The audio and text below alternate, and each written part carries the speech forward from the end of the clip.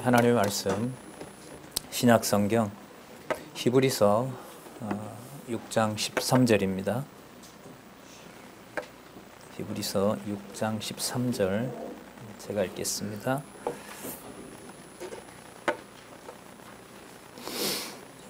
하나님이 아브라함에게 약속하실 때에 가리켜 맹세할 자가 자기보다 더 큰 이가 없으므로 자기를 가리켜 맹세하여 가라사대 내가 반드시 너를 복주고 복주며 너를 번성케 하고 번성케 하리라 하셨더니 저가 이같이 오래 참아 약속을 받았느니라.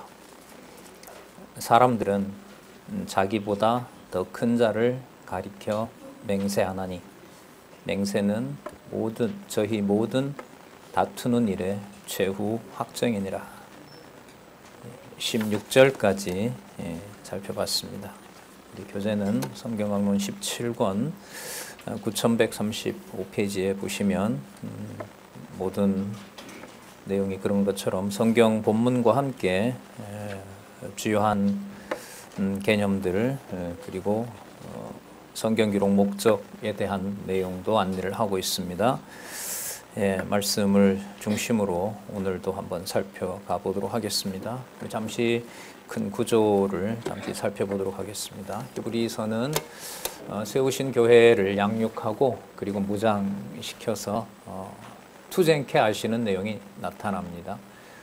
주어는 영존하시는 하나님.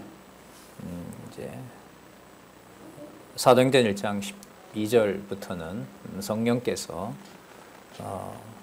예수께서 그리스도께서 아버지로부터 보낸 성도 많은 기자들을 통해서 기록하신 하나님의 말씀의 능력이 오늘 우리 로마서 살펴본 것처럼 하나님의 의를 계시하시고자 세상을 심판하래 하나님의 의가 드러나는 심판의 역사를 하신다는 사실을 우리 아까 공부했습니다.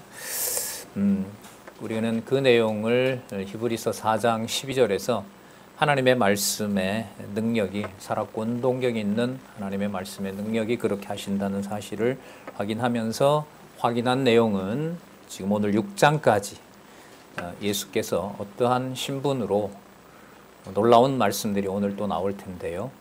육의 몸을 입고 오신 예수께서 이 땅에 있는 언어로 설명할 수 없는 1500년 동안 성경을 보아왔던 유대인들도 자신들이 사용했던 언어로는 이해할 수 없는 바로 그 심오한 그 예수님의 신분을 6장까지 먼저 알려줍니다.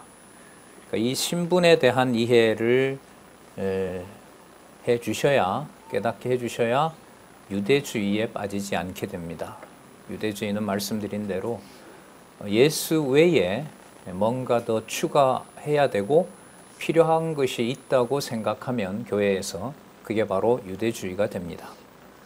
뿐만 아니라 이제 7장에서부터 마지막 13장까지 내용에는 바로 그분의 아니죠. 7장 13절이 아니라 7장에서부터 10장까지 예수께서 이러한 신분으로 이러한 사역을 하심으로 우월하다는 말씀은 세상과 또 유대인 기준으로 보면 유대인의 성경 이해 방식으로는 절대로 이해할 수 없는 그야말로 하늘에 속한 바로 그분의 사역이라는 사실을 우리가 10장까지 살펴볼 수 있고요.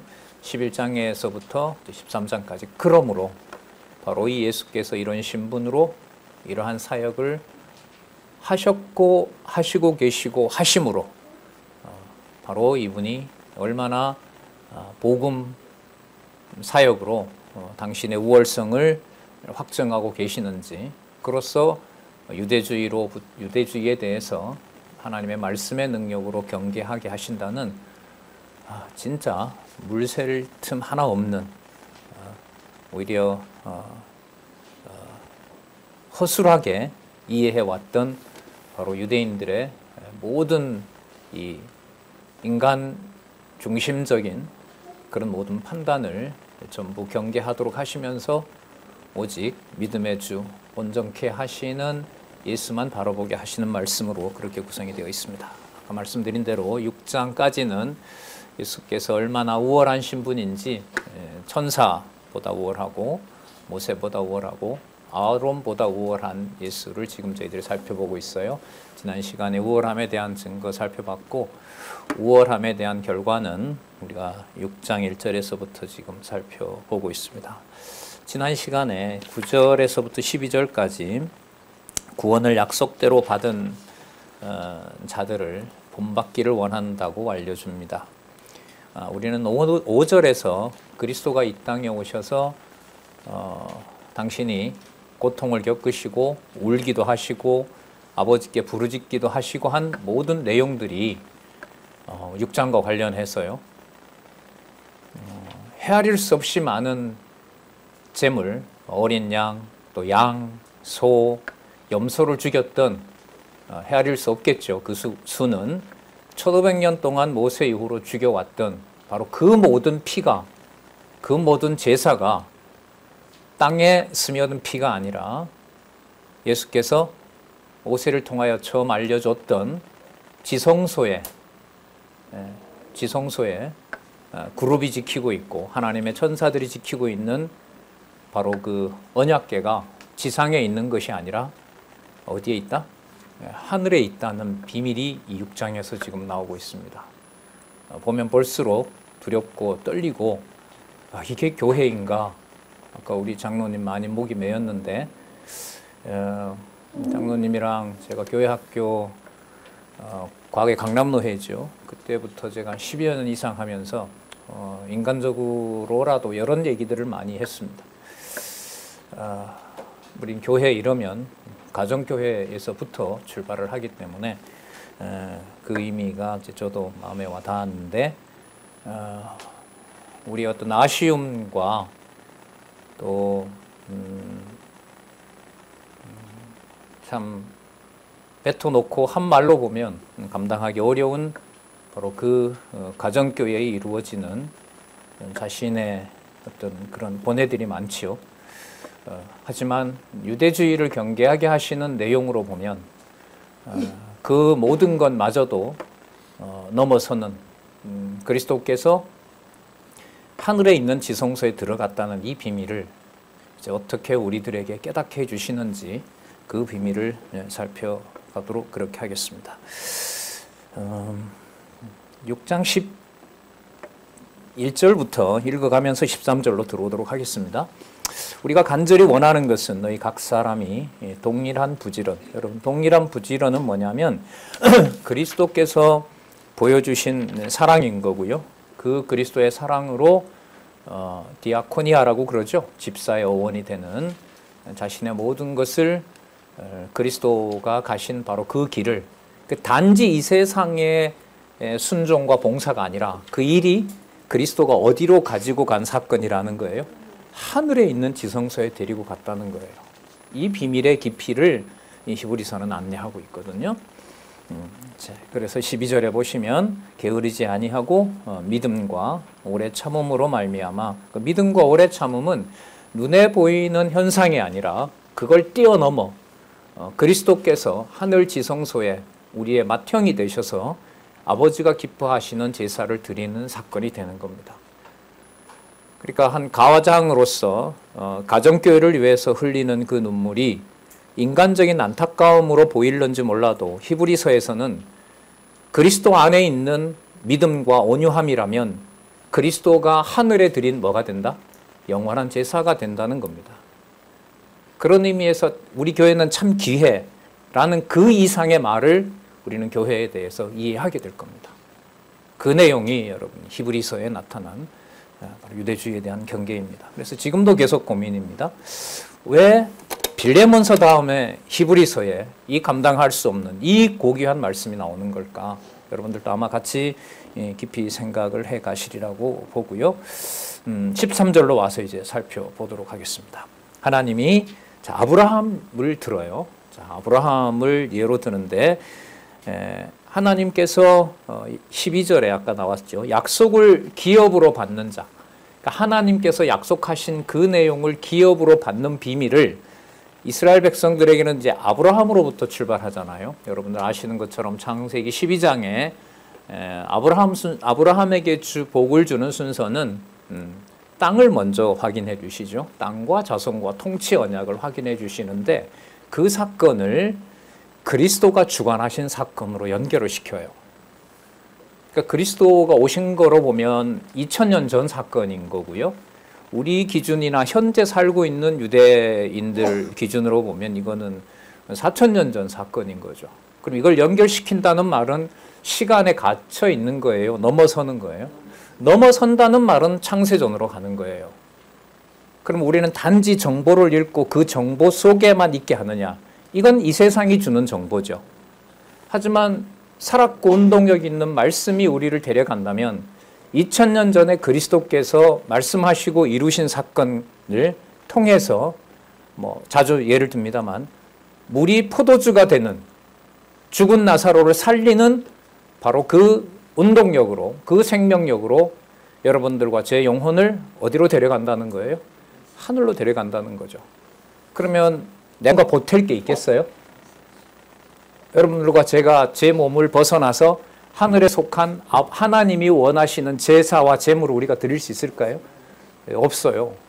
감당도 할 수 없고 준다 해도 베풀어 줘도 베드로처럼 예수님 눈앞에 보고도 파도 밀려오면 그냥 빠져 죽을 수밖에 없는 삶인 거죠.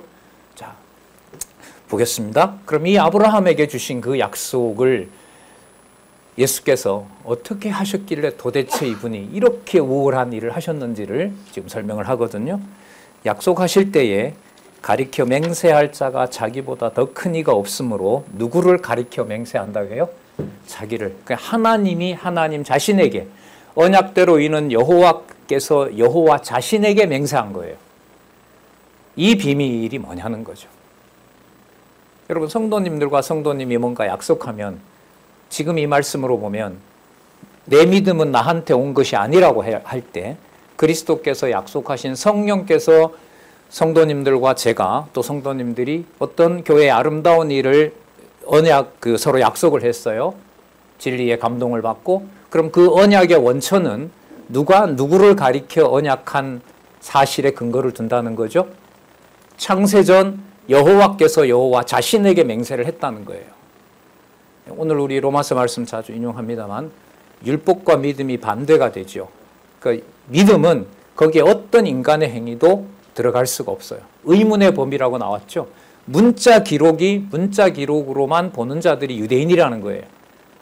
그러면 지금 성령께서 깨닫게 하시는 말씀은 뭐냐 하면 지금 말씀드린 대로 장로님 우리 일 같이 할까요? 참 좋아요. 라고 하는 아름다운 합의가 이루어져서 시작이 돼요.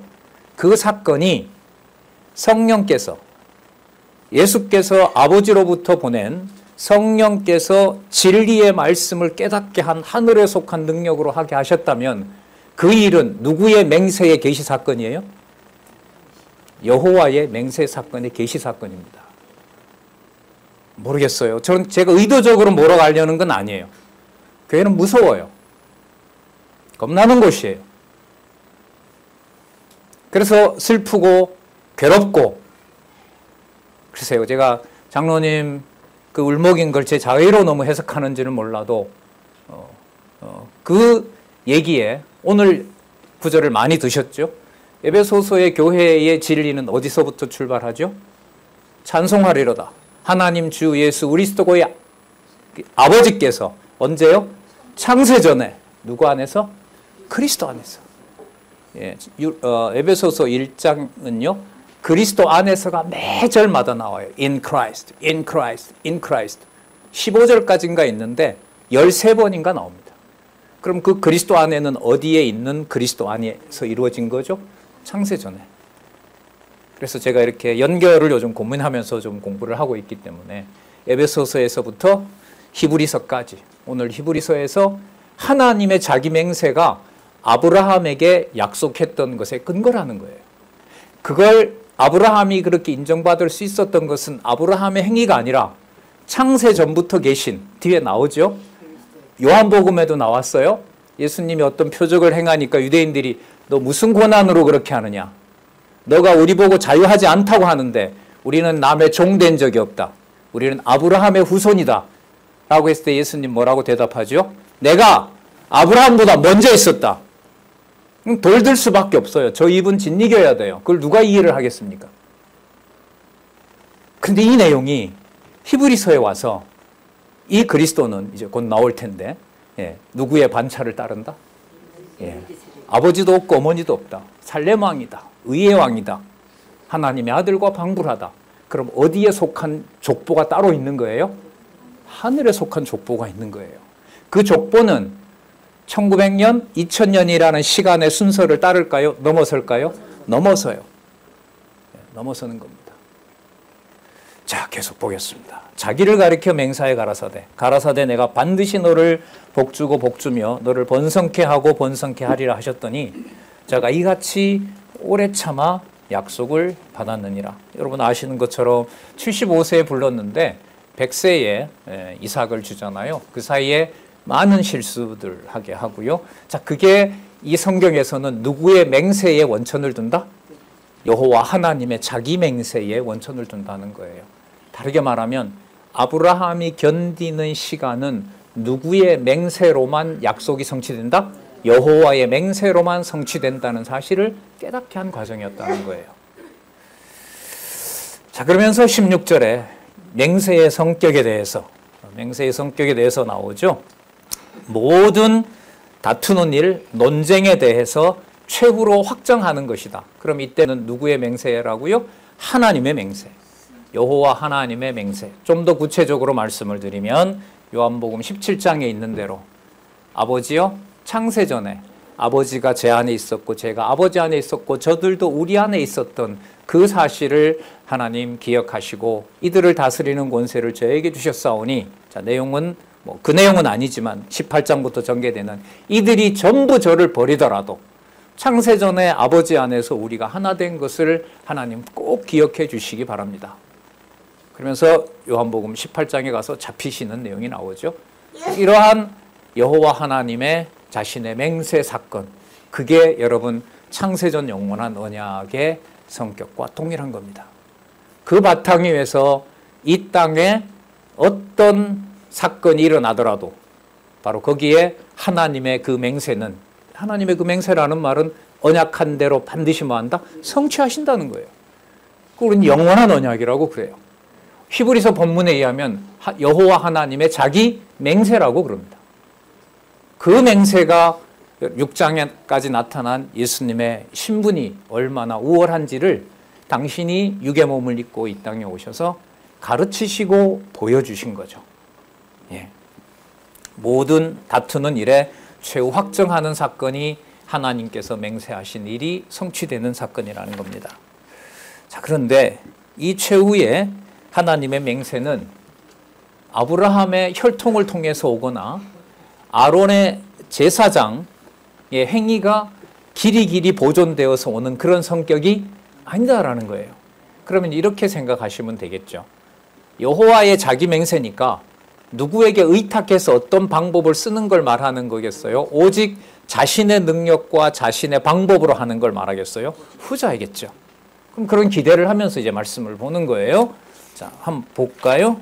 6장 17절에서부터 20절에 보면 당장 나오네요. 주어를 먼저 선명하게 합니다. 누가? 하나님은 자, 또 반복합니다. 약속을 기업으로 받는 자들에게 누구의 맹세로? 하나님의 자기 맹세에 근거해서 자들에게 그 뜻이 변치 아니함을 충분히 나타내시려고 그 일에 무엇으로 보증하신다? 맹세로서 보증하신다. 그 보증이라는 말, 메시투어라는 말이 나오죠. 그 본문에 보면 중재도 해요. 중재하는 일이 벌어진다는 것은요, 이 땅에 우리의 몸처럼 이 땅에 오셔야 된다는 걸 강조하는 말이 중재예요. 그럼 오셔서 인간처럼 그냥 살아가시면 하나님의 맹세를 보여줄 수가 있어요, 없어요? 그 인간 예수로서는 안 되는 거예요. 그래서 그분은 그 다음에 보증을 해주고 확증을 해주셔야 돼요. 그런데 이걸 우리 앞에서 살펴봤어요. 모세가 이걸 할 수 있어요, 없어요? 영원한 안식 못 썼어요. 천사는 이 일을 할 수 있어요, 없어요? 못해요. 천사는 종이에요. 그러면 대제사장 계열인 아론 지파는 할 수 있겠죠? 못한다고 그랬었습니다. 그럼 이 일은 오직 누가 하실 수 있느냐?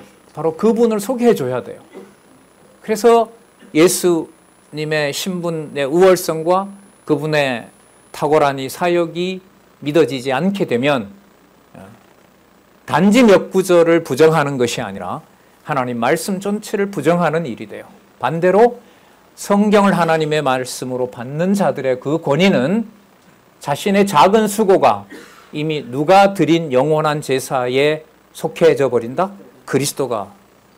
그래서 여러분 그런 비유도 제가 가끔 드는데 맛있는 스벅 커피 10,000원짜리랑 노고사님이 일찍 나오셔서 아유 추운데 온다고 따뜻하게 커피 믹스 한 잔 주는 것과 그 비밀을 알 때 신앙생활의 의미가 깊어집니다. 자녀들도 마찬가지겠죠. 늘 들어오면 저런 어머니의 성격 때문에 늘 먼저 챙겨주고 뭐하고 하는 그 감정을 훨씬 뛰어넘는 바로 하나님의 맹세 속에 그리스도를 통하여 영원한 지성소 하나님의 제사에 만족한 그 제사가 드려지는 공간이 여러분 가정교회라는 사실입니다. 네. 자, 계속 가도록 하겠습니다.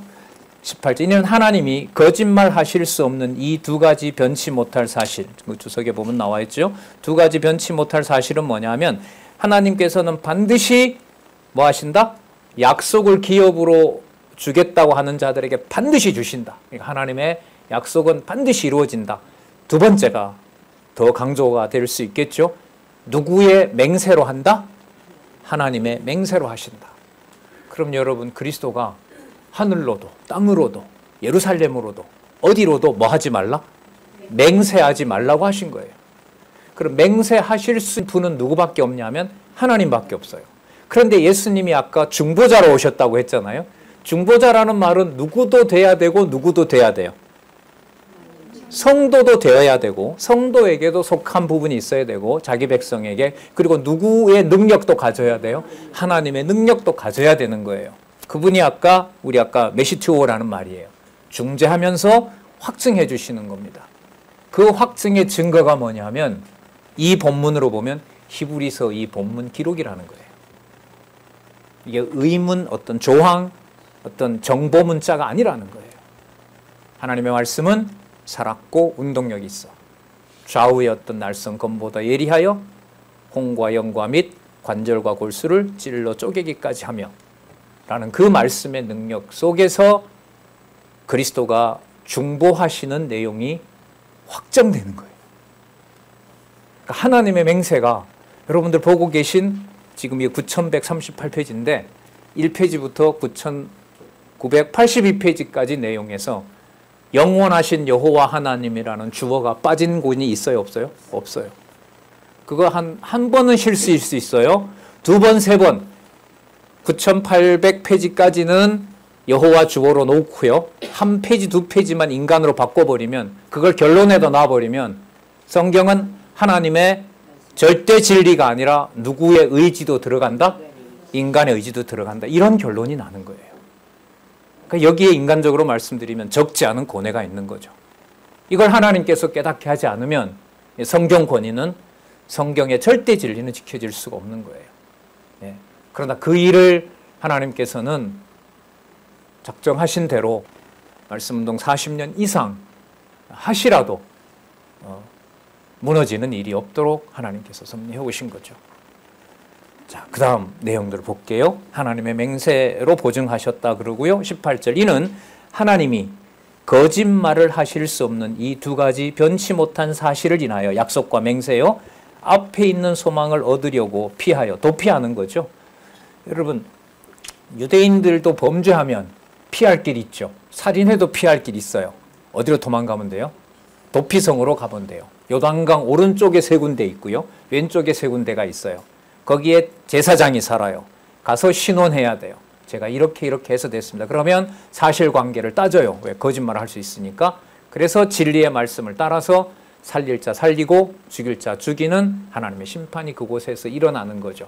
그런데 그 사건이 유대인들이 예루살렘에 있는 성전으로 도망가서 될 일은 아니라는 거예요. 이제 누구 안에 들어오지 않으면 정죄받아요? 그리스도 안에. 그런데 그 그리스도는 자신들이 수천 년 동안 1500년 동안 모세 이후로 보여왔던 그 지성소와 비교가 될 게 아니다라는 거예요. 그게 하늘에 있는 지성소다. 자, 거기에 제사장의 계열을 이제부터 소개해 주겠다. 그러니까 여러분, 마태복음에 나오는 대로 아브라함이 이삭을 낳고, 이삭이 야곱을 낳고, 야곱은 누구 낳았죠?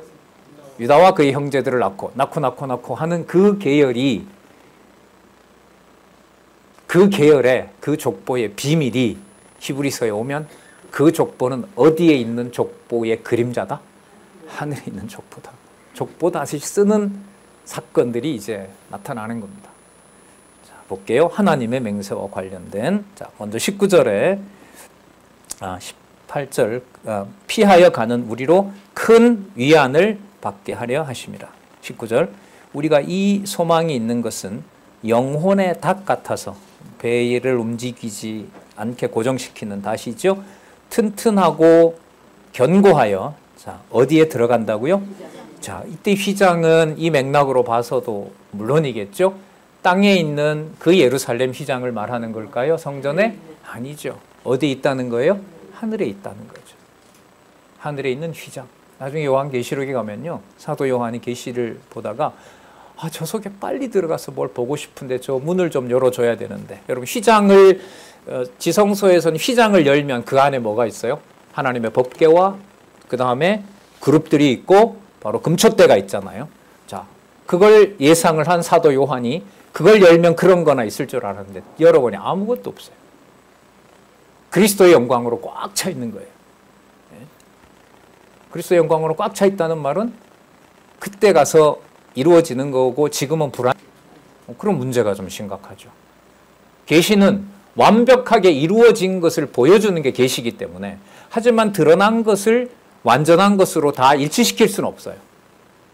어쨌든 죄된 몸을 가지고 있고, 창조부터 시작된 세계는 심판으로 어쨌든 천년왕국마저도 회복하지만 나중에 다 사단에게 맡기는 거기 때문에 여기서 어떤 답을 내릴 수는 없어요. 하지만 야곱의 사다리처럼 연결된 것으로 보면 어디까지 연결되어 있어요?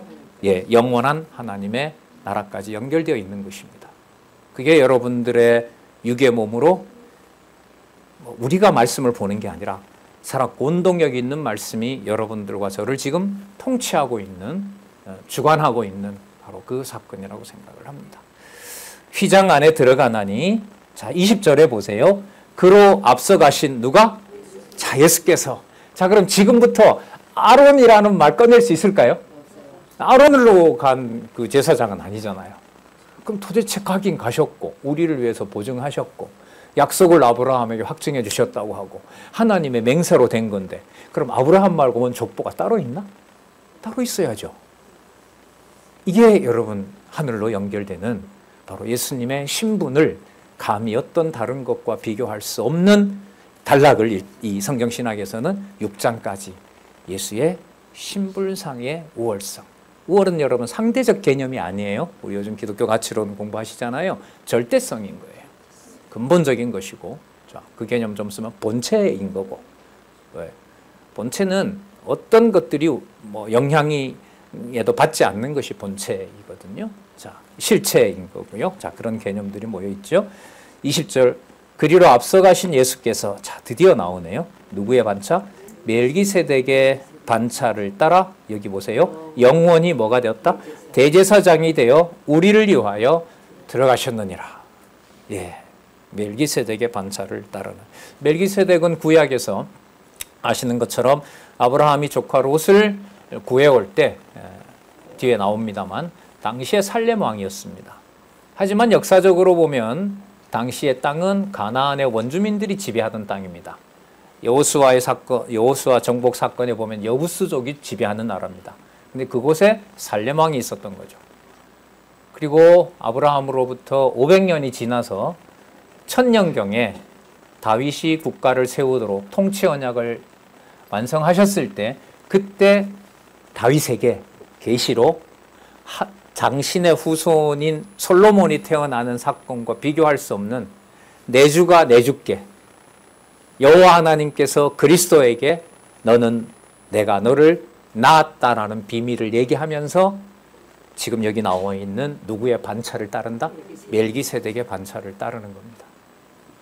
그러면 여러분 여기서 유추를 해보면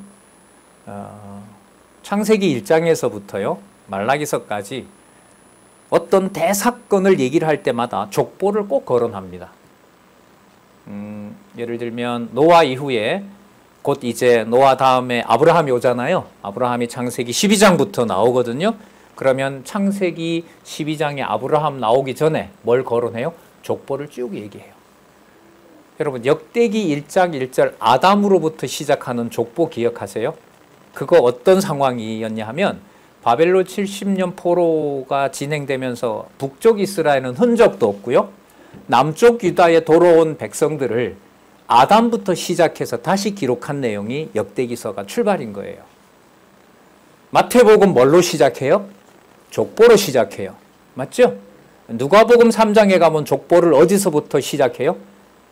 야곱의 사다리처럼 땅에서부터 시작해서 마리아의 아버지 이름을 요셉과 연관시켜서 누구에게로 연결해요? 하나님께 연관시켜요. 자, 그리고 사도행전부터는 그 족보는 유대인에게만 해당되는 것이 아니라 누구에게도? 이방인에게도. 지금 히브리서도 끝에 그 내용이 나옵니다. 여러분 바울의 모든 서신서에 보면 마지막 인사를 할 때 누구누구에게 문안하라는 말씀 나오죠. 거기에 유대인들만 있어요? 이방인 교회가 다 있어요? 그 문안 인사에 나오는 인물들이 구약에서 거론했던 족보가 실체적으로 성취된 내용이에요. 전 참 오래 갔어요. 이게 바울 개인의 서신으로 끝나는 건데 이게 왜 하나님의 말씀이지? 극히 개인적인 서간문으로 끝나는 건데 그때 그 답이 히브리서에 나오더라고요. 헤롯 가문의 왕손과 로마 황제의 가문인 그리스도를 믿는 지체가 서로 사도 바울의 안부를 받는 성도인 거예요. 그건 종도 있어요. 그 사람을 묶어놓고 연합시켜서 로마서 16장 마지막 장이잖아요. 끝날 때 어디에 있는 비밀을 얘기해요? 창세전에 감추었던 비밀이 여러분들에게 그대로 성취된 겁니다. 이렇게 얘기를 합니다.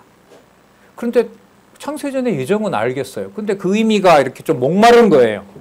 근데 히브리서에 오니까 누가 하늘로 들어간 영원한 대제사장으로 그 사건을 만들어놨다? 예수께서. 그 예수께서 뭘 한 거예요.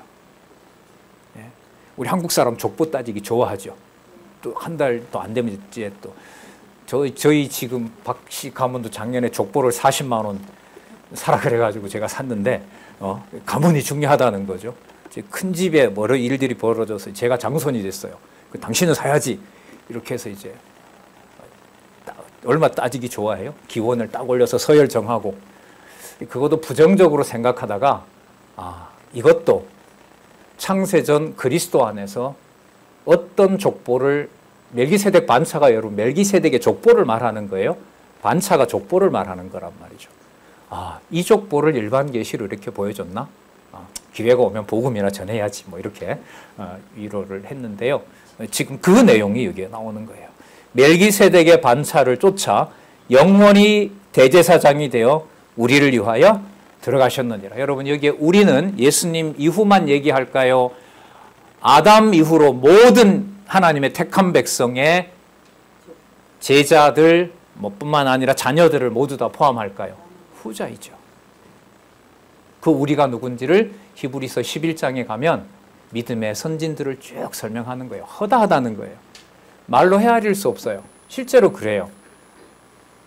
요한계시록 6장 7장에 가면 12지파 외에 허다한 무리들이 그 딱 도열을 합니다. 24장로들이 쫙 서고요. 그게 여러분 아론의 반차들이에요. 네. 그러니까 여러분 굉장히 쉬워요. 성령께서 기록한 말씀을 영원한 대제사장이신 그리스도의 의미로 여러분들에게 확정해 주면 어떤 수고와 어떤 생각 없이 하늘로 접속이 돼요. 하지만 히브리서의 배척 대상이 되는 말씀을 거부하는 유대인들의 경우에는 1500년 동안 자신들만 이해할 수 있다고 생각했던 이 본문을 문자 수준에서 상식 수준에서 둬버리면 성경 전체를 AI처럼 순간 다 찾아내고 다 증명하고 다 진리임을 확증하더라도 야고보서에 있는 대로요. 하나님 앞에서 떤다 하더라도 두려움에 떤다 하더라도 하나님의 자녀가 될 수는 없어요. 그게 여러분 말씀의 권위입니다. 말씀 운동의 권위의 역사는 그야말로 성경 권위의 역사였다는 사실을 또 한번 보면서 그 다음에 보도록 할게요. 자, 이제 7장으로 넘어갑니다. 7장으로 넘어가면서 잘 보시면은요, 예수님의 사역상 5월이라고 했을 때 여러분 느낌을 한번 받아서 가보자고요. 이때 사역은 그러면 어디에 있는 사역으로는 말을 못해요? 아브라함 좀 끌어드릴까요? 모세는 좀 끌어들여서 사용할까요? 예수님과 비교가 돼요? 천사는? 받고 있는 성경 그 문자의 권위는? 그것도 안 돼요. 그러면 사역의 우월성이라고 했을 때 사역에 출발하고 사역이 일어나는 모든 것은 이 생각을 어느 쪽으로 옮겨 놓도록 합니까? 아까 예수께서 뭐가 됐다고 하셨죠? 멜기세덱의 반차를 쫓아 영원히 대제사장이 되어 우리를 위하여 들어가셨다. 어디에요? 하늘에 있는 지성소에. 하늘에 있는 지성소라는 개념도 나오죠, 성경에. 그래서 여러분 교회의 비밀은 히브리서의 논리로 보면 영원한 대제사장이신 그리스도께서 디아코니아 앞에 나왔었죠. 수고했던 자들이 있고 이미 성도를 섬긴 것과 이제도 섬기는 것 6장 10절에 나왔어요. 그 모든 성도를 향한 봉사가 이루어지는 바로 그 공간에서 보여지는 어디에 있는 사건의 계시 사건이다? 하늘에 속한 사건의 계시 사건이 되는 거예요. 네. 자, 그래서 지금부터 볼 사역의 포인트는, 사역의 핵심은 유대인들이 그렇게 애지중지했던 저 예루살렘 성전도 아니고요. 그 자기네들이 다시 바벨론에 돌아와서 세워놨던 거기도 아니고요. 물론 지금 법궤는 뭐 없어졌습니다만은 거기에 있는 어떤 뭐 다이아몬드와 황금으로 덧칠한 그런 것들도 아닌 거예요. 그게 전부 그리스도에 대한 예표로서 모형과 그림자였고, 그 사건은 바로 여러분들과 저에게 역사하신 성령께서 기록한 말씀으로 하나하나 기록한 말씀을 따라가게 할 때 이스라엘 백성들을 인도했던 불기둥과 구름기둥이었고요. 하늘에서 내리는 만나가 실체적으로 이루어지는 사건이고, 거기에 어디를 펴도 여호와를 만날 수 있는 이 성경 신학의 선물을 진짜 연말이네요. 감사하고 넘어가야죠. 보내는 송년회 진짜 하나님께 감사하다는 말씀이 뭐 여러분들과 제가 다 같은 마음이라고 봅니다. 시간이 좀 남아있어 조금 더 보도록 할게요. 자, 그래서 7장에서부터 살펴볼 사역은, 자, 어디에 있는 비밀을 드러낸다? 하늘에 있는. 물론 구약의 성취기 때문에 어디 내용이 계속 나와요? 구약 내용이 계속 나와요. 그리고 예수님께서 마태, 마가, 누가, 요한의 복음에서 말씀하셨던 이 지상에 계시면서 약속하셨던 내용들을 사도행전 1장 12절부터 성취하기 때문에 그 내용들도 또 한번 성취가 되는 거예요. 자, 그래서 히브리서의 유대주의에 대한 경계의 말씀으로 주제가 구성되기 때문에 구약 내용이 나오지만 구약 유대인들의 사고에 머무는 것이 아니라 어디로 데려다 놓는다? 하늘로. 눈에 보이는 단계가 아니에요. 이런 계단이 아니에요, 이제는. 초음속. 초음속. 초음속보다 더 빠른 속도가 나오잖아요. 뭐 얼마 전에 봤는데 우리나라에도 양자 컴퓨터가 들어온다고 하잖아요. 양자 컴퓨터가 시동이 되면, 여기 전문가들 많이 계시지만 1초 동안에 몇 억 년의 비밀이 다 드러나게 되는 거예요. 그 연산 능력이. 자, 기계도 그렇게 발전한다면 우리가 말씀 하나 창세기에서 볼 때 그 말씀이 어디까지 관통이 되도록 해요? 계시록까지. 이걸 세워놓으면 지금 보는 예수 사역상의 우월성을 7장 1절 이 멜기세덱은 살렘왕이요 지극히 높으신 하나님의 제사장이라는 이 말씀을 깨닫게 할 때 이 지상에서 보는 이 정보를 어디로 접속을 시켜놓는다? 창세전 비밀로 접속시킨다는 거예요. 그 비밀이 여러분들과 제가 육의 몸을 가지고 있는 가정에서부터 시작시킨 애달픔이 있고 안타까움이 있고 때로는 야 이걸 내가 창세전 얘기하면서 이런 말을 해도 되나 할 정도 부끄러움이 있고 그 모든 사건들이 그리스도가 자신을 단번에 드리고 이룩하신 또 성취하신 완성시키신 바로 하늘에 있는 지성. 자, 예수 사역상의 우월성은 여러분들 9141페이지에 보면 그 개론이 나와 있어요. 일단 7장에는요. 예수 제사 사역의 우월성을 얘기를 해주세요. 제사는 주로 그리스도가 피 흘린 사건에 맞추는 거죠. 그 다음에 8장에서부터 9장 10절은 성막을 얘기를 해요. 그야말로 이건 집이에요. 이 집, 오이코스 있죠? 이 오이코스의 비밀. 이건 여러분 교회라는 체제를 연관시키는 거죠. 그렇게 이런 거예요. 이게 빌레몬서하고 연관시키면 빌레몬이 오네시모를 받아들이는데 그게 빌레몬의 인격에서 끝난다면 빌레몬의 수고로 끝나는 거예요. 그런데 이게 그 다음에 성막 사역의 우월성으로 오면 빌레몬이 오네시모를 바울처럼 자신을 배신하고 간 종이지만 지체로 거기에 나오는 이제 말씀으로 보면 자기 심장으로 오네시모를 받아들인다고 하면 이것은 무엇을 이루는 바탕이 되죠? 교회를. 이게 성막인 거예요. 그 주관을 누가 하시는 거죠? 예. 9장 11절에서부터 10장 10절에 보면 재물 사역의 우월성이 나타나는 거예요. 그러면 그게 바로 그리스도께서 아까 영원히 대제사장 되셔서 누구의 반차? 멜기세덱의 반차. 그건 누구의 맹세와 맞붙어 있다? 하나님의 맹세와 맞붙이지 않으면 멜기세덱 설명은 안 됩니다. 그러니까 하나님의 자신의 맹세에 가장 가까운 개념이 바로 뭐냐면 멜기세덱 족보입니다. 멜기세덱 반차인 거예요.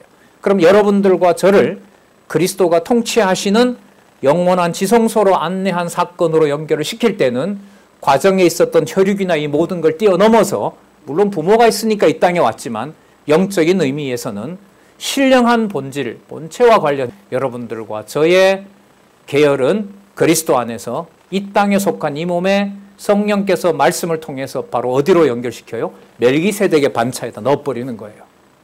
그리스도의 반차로, 그리스도의 영원한 대제사장 사역으로 이끌어 놓는 겁니다. 이게 재물 사역인 거고요. 10장 11절에서부터 39절은 저기 무슨 사역의 우월성이 나오냐면 대속 사역이 나와요. 대속이라는 말은 대신 뭘 갚아준다? 죄를 갚아준다는 거예요. 대신 갚아준다. 대신 갚아준다는 것이 여러분 교회 생활의 핵심 아닙니까? 힘없는 자녀를 위해서 부모가 대신 많이 쓰죠? 너 대신. 그러니까 그 사람 대신. 이때 여러분 대가 바로 대속사역의 비밀인 거죠.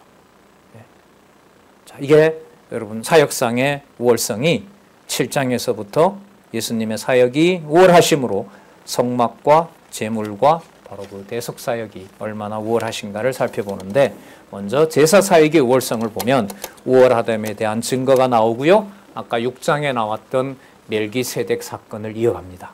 그래서 아까는 멜기세덱이 누구인지를 신분을 소개했다면 그래서 단락이 제가 볼 땐 7장에서부터 사건으로 보면 멜기세덱이 함께 나오는데 신분과 사역을 나누어서 바로 복음신앙의 우월성을 설명하기 위해서 이 저자는 7장에 나오는 멜기세덱은 어디에? 사역에다가 둔 거예요. 사실 이런 것까지 다 확인해야죠. 이 부분만 그런 게 아니라 지금 제가 성경 개론을 어떻게 공부해 가야 되는지도 잠시 말씀을 드렸던 거예요. 자, 계속 볼게요. 7장 1절에서부터 14절까지 먼저 우월함에 대한 증거. 자, 이 멜기세덱은 다시 한번요. 멜기세덱은 누구의 맹세? 누구의 맹세? 하나님의 맹세. 누구 안에서? 그리스도 안에서. 영원한 대제사장 되신 그리스도 안에서. 그럼 어디로 간다고요? 전부 사건이 창세전으로 가요. 창세전으로 가요. 현실을 무시하고요? 아니요. 현실을 하나님의 말씀이 지배하는 구조 속에서. 예. 이 멜기세덱은 살렘 왕이요. 살렘이 여러분 평강의 왕이라는 뜻이죠. 지금 예루살렘요. 예루살렘이라는 말이 평화가 머무는 곳이에요. 예루살렘이라는 말이 예루샬라임이라 그러죠. 평화의 왕이요. 자, 지극히 높으신 하나님의 제사장이라. 아까 그러면 영원히 제사장 되셨고 휘장 안으로 들어가셨던 분의 비밀이 여기에 있는 거예요. 지극히 높으신 누구의 제사장?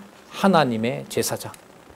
제사장이 필요한 이유는요, 여러분들과 제가 하나님의 자녀가 되는 근거예요. 그래서 아까 에베소서 장로님 아까 인용하셨던 말씀에 쭉 우리가 흐름을 봤지만 그 원천이 되는 에베소서 1장 계속해서 그리스도 안에서 그리스도 안에서 그리스도 안에서 그리스도 안에서, 그게 바로 교회 진리의 바탕이 되는 거죠. 자, 하나님의 제사장이라 여러 임금을 쳐서 죽이고 돌아오는 아브라함을 만나 뭘 빌어요? 복을 빈자라. 그 사건 여러분 자세히 읽어보면 멜기세덱이 여러분 포도주와 떡을 준비해 옵니다. 그걸 가지고 축복을 해요. 제물을 뭐 아브라함이 드렸다 이건 잘 아는데 성경 본문에 보면 멜기세덱이, 그러니까 살렘 왕 멜기세덱이 하나님의 제사장으로서 거룩한 포도주와 거룩한 떡을 가지고 온 거예요. 그걸 받기에 합당한 자가 누구예요? 아브라함인 거예요. 그럼 이 아브라함이 드려서 언약 자손이 된 것이 아니라 멜기세덱을 보내서 누가 맹세한 자다? 내가 나에게 맹세한 자가 바로 누구다? 아브라함이다라고 증명한 거예요. 그 순서는 여러분들과 저에게도 적용이 되는 거예요. 예. 자, 아브라함을 만나 복을 빈 자라. 아브라함이 일체 10분의 1을 그에게 나눠주니라. 그 이름을 번역한 즉 첫째 뭐의 왕이요? 의의 왕이요. 오늘 로마서하고 바로 연결이 되죠. 믿음으로 말미암는 의는 율법으로 말미암는 행위와 비교가 되질 않아요. 그거로는 우리가 의로운 자 될 수가 없어요. 또 살렘 왕이니 곧 어떤 왕이라? 평강의 왕이라. 예수님께서 요한복음에 보면 부활하시고 제자들을 만났을 때 어떻게 인사하죠? 평안하라. 샬롬. 이렇게 얘기합니다. 뭐가 완성된 거예요? 예루살렘 국가가 실체적으로 완성됐다는 거예요. 그때 요한복음에 보면 예수님이 딱 두려워 떠는 자들에게 샬롬, 평안이라 이렇게 얘기를 하시죠. 아비도 없고 어미도 없고 족보도 없고 당연히 없어야죠. 시작한 날도 없고 생명의 끝도 없어. 다시 나옵니다. 하나님의 아들과 같아 방불하여 항상 제사장으로 있다. 그러면 요 기준으로 보면 하나님의 제사장은 하나님의 뭐여야 돼요? 아들이어야 가능한 거예요. 이게 멜기세덱의 반차예요. 그러니까 장로님 기록은 하셨는데 소개는 강조는 덜 하셨는데 아까 베드로 후서에 보면 너희는 뭐 같은 제사장이라? 왕 같은 제사장이라. 보통 얘기가 아니죠. 히브리서 이제 지나와서 나중에 저기 베드로 후서에 가면 왕 같은 제사장이라. 그게 히브리서에서 이미 다 바탕을 이루고 있는 거죠. 하나님 아들과 방불하여 항상 제사장으로 있느니라.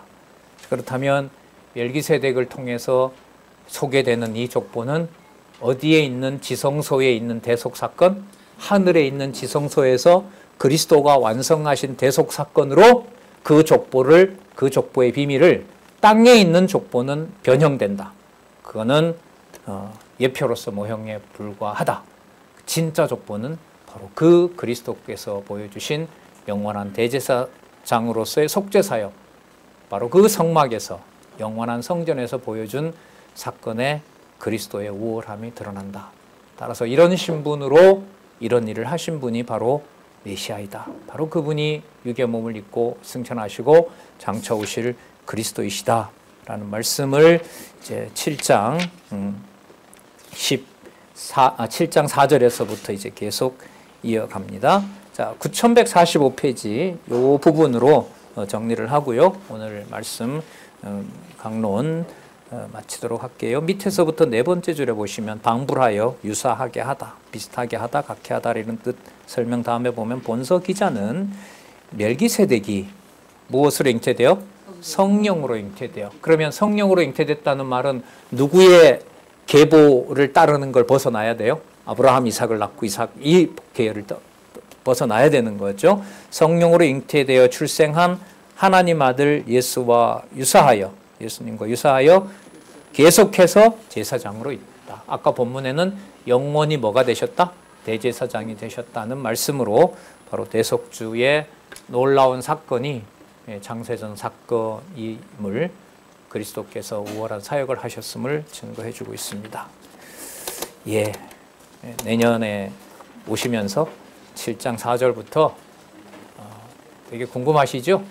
10장까지 한 번은 좀 힘들 것 같아요. 강론집에 또 있으니까요. 10장까지 한번 읽어보시면서 하늘에 일어난 그리스도의 엄청난 대속사역이 어떤 사건인지 같이 우리 공부해 가도록 하겠습니다. 수고들 하셨습니다. 기도하겠습니다. 놀랍고 감사하신 하나님 아버지, 이 시간 무한한 영광과 찬양을 드립니다. 담을 수도 받을 수도 감당할 수도 없는 말씀을 허락해 주시고 감히 이야기하게 해주시고 육의 생각과 육신의 이해관계로 점철된 이 세상에서 내 육의 내 자손인 줄 알고 내 가족인 줄 알았던 우매함에서 벗어나기도 해주시고 우연히 만난 어떤 성도님이지만 창세전 그리스도께서 영원한 대속사역으로 아름다운 일을 함께 해가도록 아름다운 성막을 함께 지어가는 놀라운 동력자와 지체임을 깨닫게 해주셔서 너무나 감사드립니다. 올 한 해 이 시간을 통해서 대학반 함께하는 동력자들과 지체들에게 늘 하나님의 말씀으로 강건하게 해주시고 보호해 주시고 오늘 이 마지막 한 해를 맞이할 수 있게 해주셔서 감사드립니다. 하나님, 간과없나니 더 그리스도에게 또 온전히 말씀에 의존하는 우리가 될 수 있도록 이끌어 주시고 모든 상황 속에서도 그리스도가 교회를 섬긴 놀라운 일들을 통하여 화평을 이루어가는 화평의 제물이 되는 귀한 지체들로 하나님 인도해 주시옵소서. 다시 감사드리오며 예수님의 이름으로 기도드렸습니다. 아멘.